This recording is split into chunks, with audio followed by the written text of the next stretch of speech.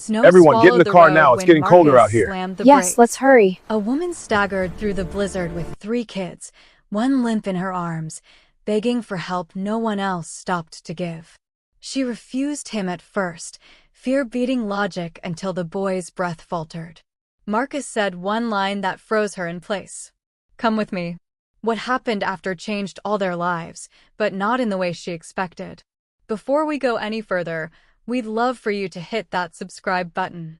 Your support means the world to us at StorySphere, and it helps us bring you even more powerful stories. Now, let's begin. Snow hit the windshield in thick, angry sheets when Marcus Reed spotted them. A woman in a pale winter coat stumbled along the shoulder of the mountain road, dragging 2 kids through the snow while another boy sagged in her arms. Her hair was crusted with frost. The kids' faces were red and raw, their scarves stiff with ice. Wind shoved at them like it wanted them off the earth. Marcus eased his old truck to the side and killed the radio. For a second, he just stared. People in this town crossed the street to avoid him. They called him the broke widower in hushed jokes at the diner. But watching that boy's head loll back, he felt the same sharp punch in his chest as the night his wife died. He grabbed his coat, stepped out into the storm, and the cold slapped the breath out of him. "Ma'am," he shouted, boots crunching through the drifts. "You can't be out here." She jerked back like he was the danger. Her grip tightened on the kids. "We're fine," she yelled, voice shaking. Her eyes flicked to his dark skin, then to the beat-up truck, then to the empty road. "Keep driving." One of the girls tried to stand straighter, but her knees wobbled. The boy in the woman's arms gave a weak sound, then went quiet. His gloved hand dangled, fingers stiff. Marcus felt his pulse spike. He stepped closer, palms open, trying to look smaller, softer, anything but threatening. Snow collected on his lashes. "He is not fine," Marcus said. "Look at him." The woman's gaze dropped to her son's face. For a heartbeat, she seemed to leave her body. Fear, pride, and every warning she had ever been taught about strange men fought on her features. Headlights from a passing SUV skimmed over them and kept going. Nobody stopped. Marcus swallowed the sting. Of course they would drive by. "Listen," he said, voice lower now, almost a secret. "My place is 10 minutes from here." "I don't know you," she whispered. "That's fine," he replied. "But the storm doesn't care who you trust." The wind rose, sharp and wild, pushing the kids sideways. The smallest one started to cry, a thin, broken sound ripped away by the cold. Marcus took one more step and held out his arms for the boy. His hands shook, not from fear of her, but from the memory of a hospital hallway and a doctor who wouldn't meet his eyes. "Come with me," he said quietly. "No one survives this mountain alone." For a second, nobody moved. Snow hissed against the guardrail.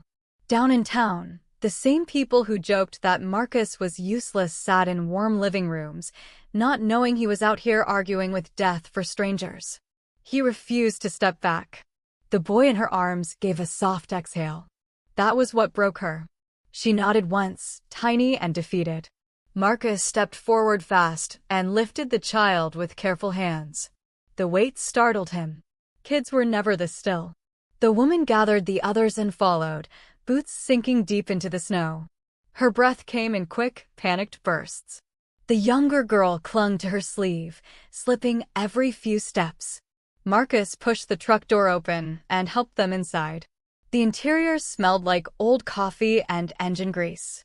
His daughter's sketchbook lay on the floor.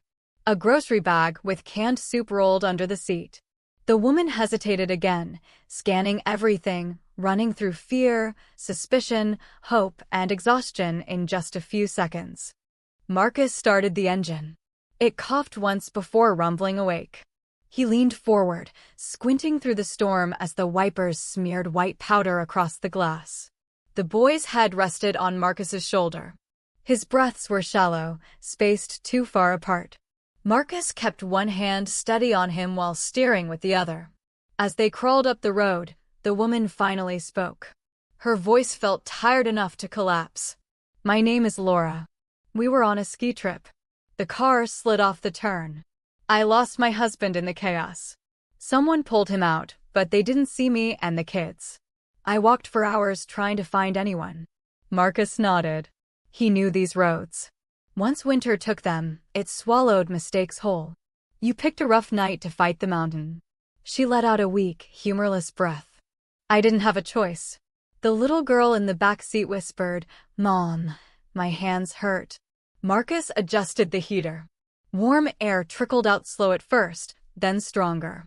The girl held her palms in front of the vent, watching them redden. The other child leaned against Laura's arm, eyes half closed. Marcus kept driving, slow but determined. Every few seconds, he glanced at the unconscious boy. The bruising around his cheekbone looked fresh. The cold had leached color from his lips. Marcus felt a pulse of fear. He tapped the gas, pushing the truck harder even as the tires slid. Small houses sat buried on either side of the road. Porch lights flickered behind curtains. People were awake, warm, unaware of the storm hollowing out a family in the back of his truck. Marcus heard the rumors those same neighbors spread about him. The man who failed his career. The widower who couldn't keep things together. The guy who turned brilliant ideas into dust after grief swallowed him. He tightened his jaw. Tonight wasn't about reputation.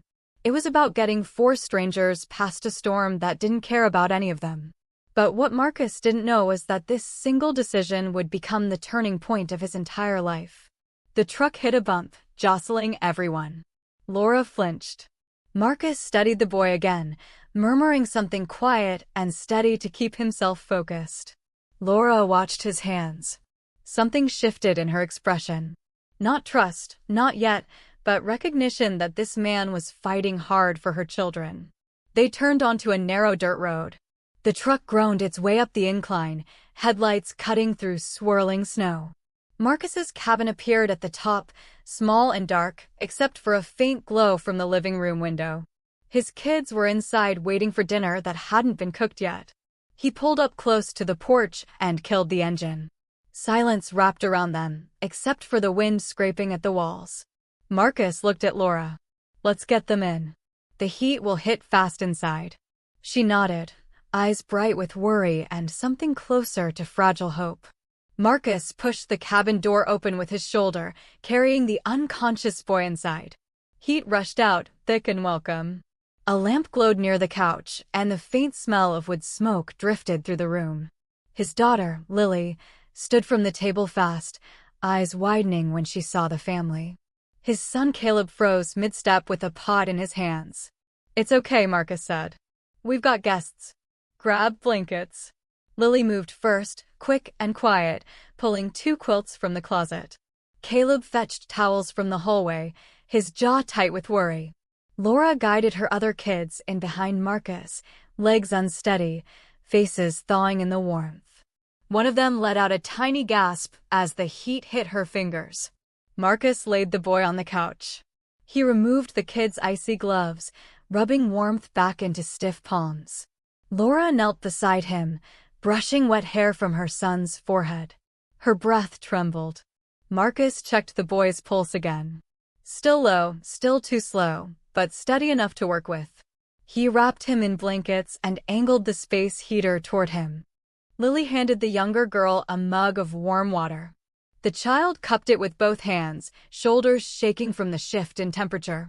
Caleb placed another mug in front of the older sibling, who whispered a soft thank you, voice thin from cold and fear. Marcus moved around the room with practiced motions.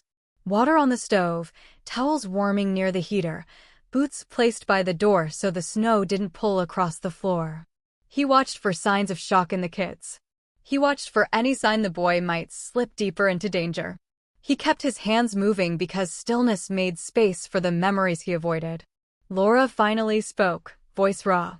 "I thought we were going to die out there." Marcus knelt beside her. "You kept walking. That's why you're here." She looked at him, really looked. Windburned face, eyes still sharp even through fear. "Why did you stop?" she asked softly, like she wanted the truth behind the truth. Marcus shrugged, slow and honest. "Because someone once stopped for me when they didn't have to." His throat tightened for a second, but he pushed through it. "I wasn't losing another family to this mountain." Laura's shoulders fell. Relief mixed with something heavier, something closer to guilt for hesitating earlier. She glanced around the cabin, taking in the worn furniture, the kids' drawings taped to the fridge, the stack of unopened mail on the counter. It wasn't much, but it was safe. It was warm. It was exactly what she needed. The storm slammed against the windows again. The sound made her flinch. Marcus noticed. "It can't get in," he said. "You're safe here." Her younger daughter, now wrapped in Lily's quilt, inched closer to the heater. Caleb sat nearby, stirring the pot on the stove, glancing back at the boy on the couch every few seconds. Laura watched these small kindnesses, and something softened in her expression. She took a breath, steadying herself. We slid off the cliff turn. The car rolled. My husband got pulled out by a guide who didn't see us. I climbed out the other side with the kids, but the snow was already burying the tracks. I kept thinking he would come back for us. Marcus nodded. Storms twist direction. It's easy to miss things in whiteout conditions. I kept walking toward the lights on the ridge, she said. I didn't know if anyone would find us. Well, Marcus said quietly, adjusting the blanket around her son. I did. For a few seconds, nobody spoke. The only sound was the soft hiss of the heater and the slow, fragile breathing of the boy on the couch. Laura wiped her face with her sleeve, catching tears. She didn't want the kids to see. "Thank you," she whispered. "I don't know how to repay you." Marcus shook his head. "Just get warm. That's enough for tonight." She looked at him again, this time with recognition, not fear, not doubt. Something closer to respect, growing slow and steady. Dawn pushed a faint gray light through the curtains when the boy finally stirred. His fingers twitched under the blanket. Laura leaned over him, hands shaking as she touched his cheek. A thin breath escaped her, half sob, half prayer. Marcus watched the color returning to the kid's face. It wasn't perfect, but it was enough to act fast. "We need your husband's number," Marcus said quietly. "He's looking for you. Let me bring him here." Laura nodded and pulled a damp scrap of paper from her coat pocket. Her handwriting was smeared, but the number held. Marcus stepped into the kitchen, dialed, and waited. The call connected immediately. A frantic male voice burst through, begging for answers. Marcus spoke steady, keeping the man calm, giving the address, explaining the condition of the kids. When he hung up, Laura's eyes were locked on him. "How long?" she asked. He said he's already on the road. The house shifted into a quiet, urgent rhythm. Caleb cleaned the space around the couch. Lily reheated broth on the stove. The younger kids rested against Laura, their bodies no longer stiff from cold, but heavy with exhaustion. Marcus checked the boy again, adjusting blankets, watching the rise and fall of his chest. Laura followed every motion, her trust now solid and unspoken. Outside, the storm weakened. Snow still drifted across the yard, but the sky looked lighter, almost forgiving. Marcus stepped onto the porch for a moment, breathing the sharp cold. He looked down at the tire tracks leading to his cabin. Soon they would fill, disappearing like the night before, leaving no trace of the danger that nearly swallowed 4 people whole. Engines rumbled in the distance. Not the slow grind of local trucks. Something heavier, faster. Marcus walked to the porch steps just as a black SUV cut through the last curve and skidded to a stop in front of his cabin. The door flew open. A man in an expensive winter coat jumped out, running through the snow before the vehicle fully settled. He stormed past Marcus without hesitation, bursting into the cabin. The moment he saw his wife and kids, he dropped to his knees. His sobs cracked through the room, raw and unpolished. Laura wrapped her arms around him, shaking with relief. The kids clung to both of them. Even the boy on the couch reached weakly toward his father. Marcus stayed at the doorway, giving them the moment. The man eventually stood and looked at him, eyes red, breath uneven. He walked toward Marcus with a kind of stunned disbelief. You saved them." Marcus shifted his weight, uncomfortable under the intensity. "I just did what anyone should." The man shook his head hard. "No. People drove past last night. I know they did. You didn't. His gaze moved around the cabin, taking in the blankets, the towels, the heater aimed at his son, the pots simmering on the stove. He stepped closer. Tell me what you need. Anything. I repay what I owe. Marcus almost laughed. Debt wasn't the point. I'm good, he said. Just glad they're safe. But the man wasn't looking at him anymore. He was staring at the table beside the couch where Marcus's old sketches were spread out. The small device lay between them, wires exposed, half-finished, but promising. He picked it up gently. What's this? Marcus hesitated. Just an idea. I couldn't finish. For emergencies? The man asked, turning the device over slowly. For finding people? Marcus nodded. That was the hope. The man looked back at him with a steady, measured expression, the kind people used when their mind was already racing ahead. This could change everything. Marcus blinked, unsure what to say. But the man continued, voice firm, grateful and certain all at once. I want to help you build it, fully, properly, whatever it takes. Behind them, Laura watched, eyes soft, understanding something had shifted again, but this time in Marcus's direction.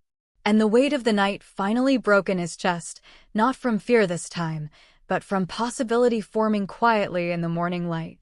1 year later, Marcus stood beneath stage lights that washed the room in gold. The crowd waited in crisp silence as he accepted the National Innovation Award, the polished device resting in his palm. Reporters expected numbers, strategy, market talk. Instead, Marcus spoke about the night the world had almost swallowed a family on a mountain road. He described the storm, the fear in Laura's eyes, the boy's fading breath, and the moment choice replaced hesitation. He told them he wasn't a genius, just a man who refused to walk past someone losing hope. The audience leaned in closer with every word. The billionaire sat in the front row, hands clasped, pride clear in his expression. His investment turned Marcus's abandoned sketch into the country's newest safety standard, adopted in rescue teams and disaster zones across the map. Lives were already saved because of it. Marcus ended with something simple. He said, "The world bends when people decide not to look away." He dedicated the award to single parents fighting alone, then announced the foundation built in his wife's memory, offering grants, tools, and support to families caught in storms of their own. When he stepped off the stage, applause followed him like a long, steady warmth. For the first time since losing everything, Marcus didn't feel overlooked or dismissed. He felt seen. He felt useful. And he knew exactly what that night in the snow had created, a legacy that outlived fear and turned an ordinary man into a lifeline for thousands. If this story hit you, remember this. One choice can pull someone out of a storm they thought would swallow them whole. Be the person who stops, who sees, who steps in. And if you want more stories that remind you what quiet courage looks like, subscribe to Story Sphere and stay with us. Your support helps us keep these moments alive.